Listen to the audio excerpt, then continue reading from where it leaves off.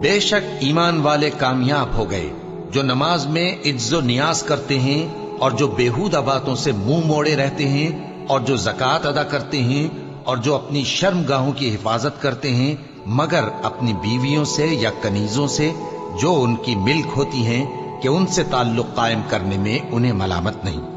और जो उनके सिवा औरों के तालिब हों वो अल्लाह की मुकर्रर की हुई हद से निकल जाने वाले हैं, और जो अमानतों और इकरारों को मलहूज रखते हैं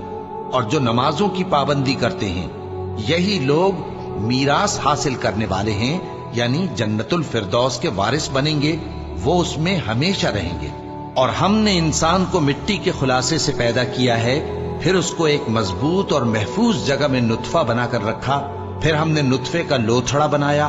फिर लोथड़े की बोटी बनाई, फिर बोटी की हड्डियां बनाई, फिर हड्डियों पर गोश्त पोस्त चढ़ाया।